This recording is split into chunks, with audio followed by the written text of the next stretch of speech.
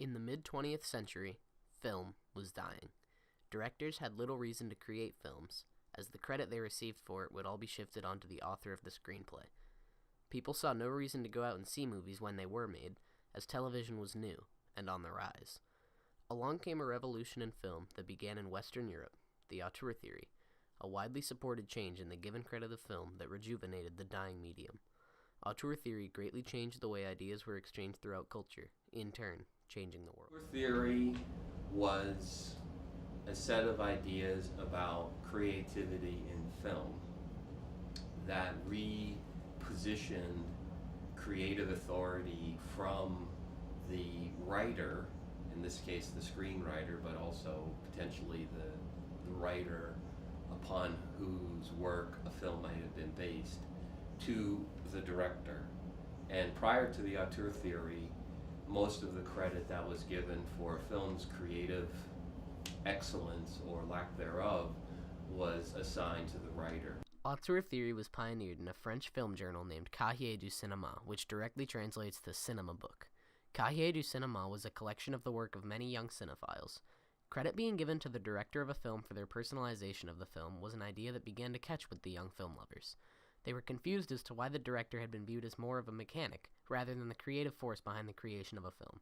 From these humble beginnings, auteurism started to flourish, with many young directors beginning to incorporate these beliefs into their films, such as Godard and Truffaut, and even some older directors such as Hitchcock.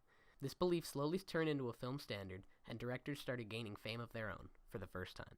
Now that auteur theory had been established as a staple in film critique and creation, certain filmmakers began to acquire worldwide fame. The frontrunner of these filmmakers was Jean-Luc Godard, who was releasing huge hit movies such as Breathless and Contempt, arguably the two best films of the New Wave era. Godard, though, was seen by many as outspoken and brash. Some even called him a cold-hearted, mean person, as shown in the interview with him at the premiere of Contempt. Regardless of this reputation, the influence of his films was undeniable. His films spread the ideas French filmmakers had developed, and his filming technique can still be seen in film today as a result. He felt that mere spectacle was not what should grab an audience, but the deep narrative he presented should pull an audience in, an element still seen in many movies today, which shows the exchange of ideas and techniques shining through in his films. Truffaut at first flew under the radar, but later gained what many see to be the pinnacle of fame during the French New Wave. His success came quickly as he released a plethora of critically acclaimed movies such as Fahrenheit 451, Shoot the Piano Player, and The Bride Wore Black. An icon of French cinema, Truffaut was a screenwriter, director, producer, and actor in over 25 films. Truffaut was extremely influential in his films, especially Shoot the Piano Player, which was his take on the American film noir. This take on the genre greatly changed the film noir in America, including his innovating use of low camera shots and quick bright to soft lighting changes. In another acclaimed Truffaut film, Soft Skin, Truffaut ushered in his take on the drama. It was bland and deliberately unromantic, taking place in all the harassments of regular life, as he was quoted saying. The story is a take on the recent adultery and affairs that had been plaguing the news, telling of an esteemed married academic who has an affair with an air hostess. Despite its now great ratings, Soft Skin was an utter failure at box office. The ways Truffaut did his takes on both film noir and drama greatly changed the architecture of the genres. Film noir, shortly after, became a much more focused genre on technicality and storytelling, rather than stunning effects. The drama went through a period of time where it was known as a bleak mimicry of everyday romance, and these types of genres still exist today. Truffaut greatly changed the genres he attempted, proving that the ideas he had innovated would go on to affect the world, all because he was given credit for his adaptations from auteur theory. There are more movies to sort of sort through, and it remains really important to kind of classify them for their artistic value. And the auteur theory is an attempt to, in effect, find those films that actually speak to serious philosophical or sociological themes of humanity. And not every director can do that. The preservation of these works of art is what made auteur theory such a big deal. These auteurs, Hitchcock, Truffaut, and Godard, were able to create these pieces that stood the test of time and are still seen as masterpieces.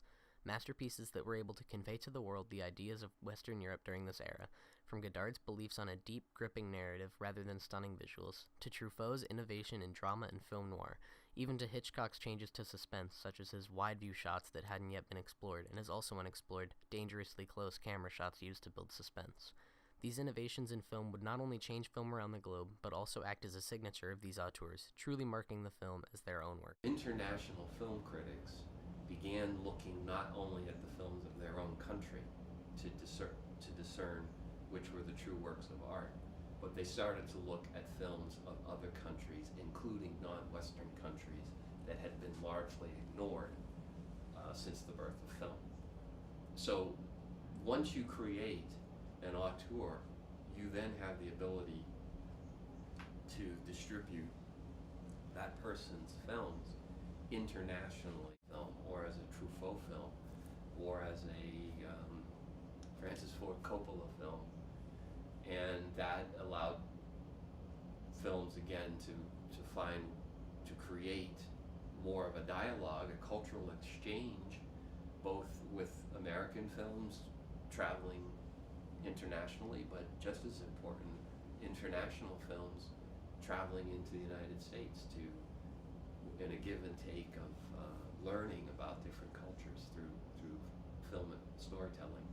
Auteur theory has been used to determine what pieces of art are truly masterpieces during modern times. It allows us to know that due to a film being directed by a certain figure, it has a high standing as a piece of art, and we know that the films by these auteur figures are not only art pieces by themselves, but have inspired and helped to form many modern works of art. These auteur directors truly did change the way ideals of a culture, both cinematically and cultural, were exchanged worldwide. And these influential works of art were preserved for their outstanding ability to capture the ideas of a country in video, spreading these ideas to the rest of the world, allowing other cultures the ability to learn about the world through film. Under auteur theory, certain directors like Godard, Truffaut, Hitchcock, and many others were more adept at creating these era-capturing pieces, which made their careers all the more significant.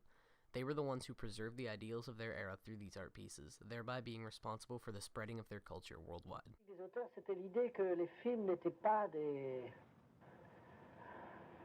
que bien sûr, les films se font en équipe, mais que où quelqu'un a quelque chose à dire, où quelqu'un a des idées sur la vie et sur le cinéma et sur le monde. Et alors tout ce qu'il fait est intéressant, même si un tel film est un peu moins bien que celui d'avant, ou bien c'est quelqu'un qui fait son travail de façon anonyme et ce n'est pas intéressant. C'était ça la politique des auteurs. C'était né d'une phrase de Giraudoux qui disait « Il n'y a pas de pièces de théâtre, il n'y a que des auteurs ». Giraudoux voulait dire « Il y a le bloc Claudel, le bloc Giraudoux, le bloc Molière, le reste, les pièces, une pièce réussie par hasard n'a pas d'intérêt ». C'était ça l'idée. Et d'autre part, cette politique des auteurs avait un sens dans la critique française. Elle était, pour le cinéma français, elle disait au fond que n'importe quel film de Cocteau ou de Robert Bresson était plus intéressant, même si éventuellement le film n'était pas réussi, que n'importe quel film de Jean Delannoy ou de metteurs en scène qui travaillaient en adaptant des chefs-d'œuvre, mais de façon anonyme, disons.